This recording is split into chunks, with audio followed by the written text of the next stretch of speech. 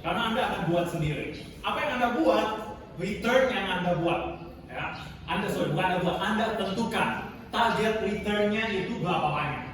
Nah, mau gimana lihatnya? Kita lihat dari monthly return yang di sini. Ya, ini ada monthly return ya.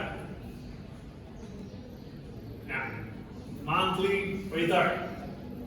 Skenario return kita mau buat untuk beberapa return, nggak boleh lebih tinggi dari yang tertinggi di monthly return. Jadi, kalau saya punya ini paling tinggi 1,7% per bulan. Jadi dalam skenario kita mau buat return, nggak boleh ada yang 1,8. Kenapa? Karena itu unattainable, nggak mungkin, nggak bisa kita mau dapatkan. Sedangkan full BCA aja return maksimumnya hanya 1,7%. Kalau mau kombinasi dengan yang lain, 1,8 itu impossible. Jadi dalam skenario kita buat adalah lebih rendah dari yang paling tinggi dan lebih tinggi dari yang paling rendah. Nah, jadi nggak bisa membuat skenario. Nah, tapi ini rugi ya. Kita nggak mau rugi. Tapi basically nggak boleh di bawah, nggak boleh lebih tinggi dari yang paling tinggi dan nggak boleh di bawah lebih rendah daripada yang paling rendah. Ya. Nah, jadi gimana mau bikin skenario nya? Ini kan sebetulnya paling tinggi 1,7 ya, 1,7. Jadi mungkin saya bikin skenario-nya untuk return paling tinggi adalah 1,6%. Itu masih attainable, masih bisa kita dapatkan karena di bawah 1,7.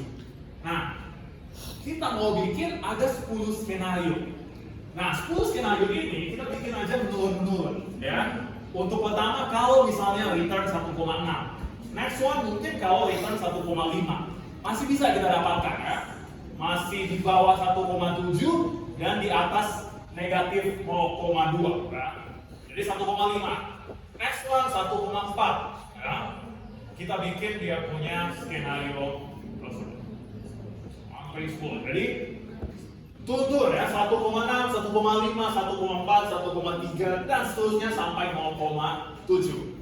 Kenapa kita buat skenario ini? Karena kita mau lihat level of risk-nya itu berapa besar.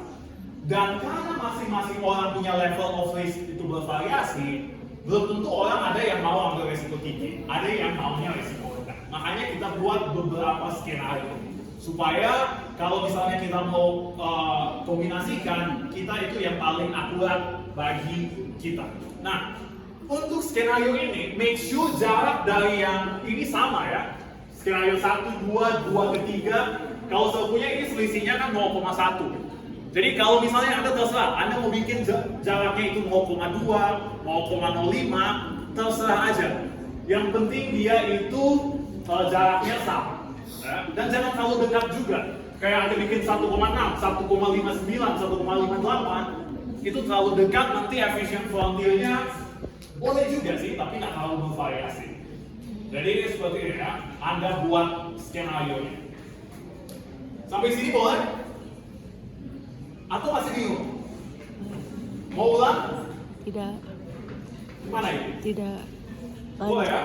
Lanjut. Nah, kita buat skenario return. Sekarang, kita mau isi. Kalau kita mau dapatkan return 1,6%, resikonya itu berapa besar?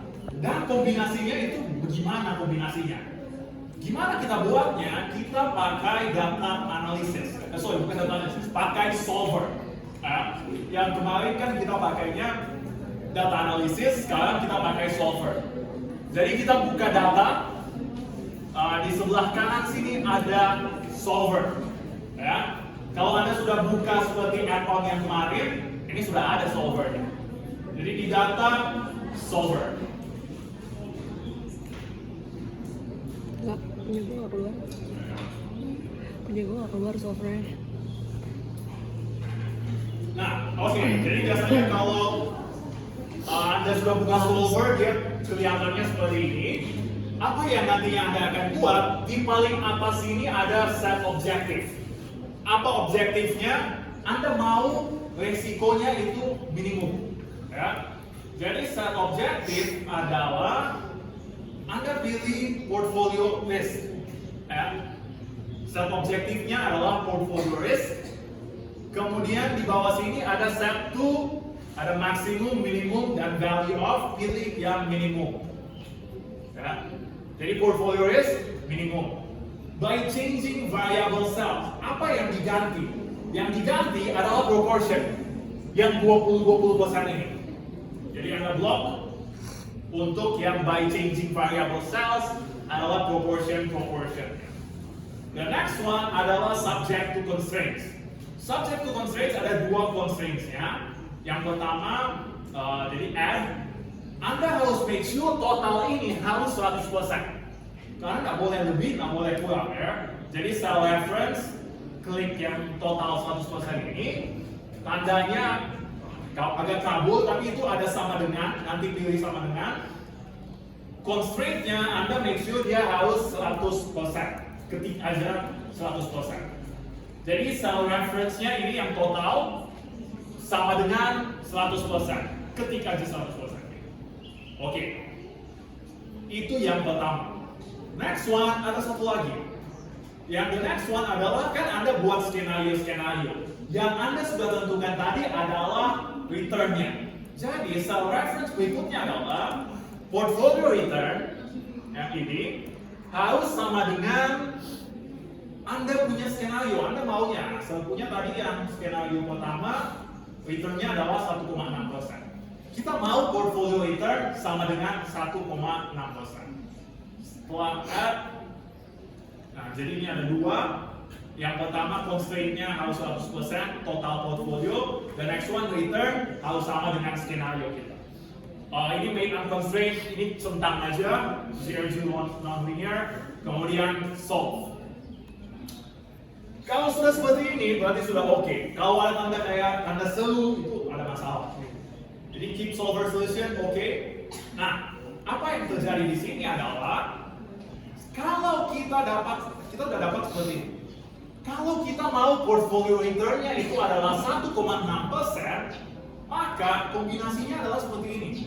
90% BCA, 9% ICBP, SMDA justru 0. KB Pharma 1%, Unilever 0. Ini adalah kombinasi kalau kita mau dapatkan return 1,6%. Jadi ini copy aja kombinasinya, tahu di tabel yang tadi. Nah, listnya copy juga ya. Listnya ambil dari portfolio risk. Copy, kalau paste-nya nanti paste value ya. Karena itu kan pakai rumus, jadi Anda paste value. Yang paste value dapat 4,85%. Boleh ini atau masih bingung? Masih bingung? Nah,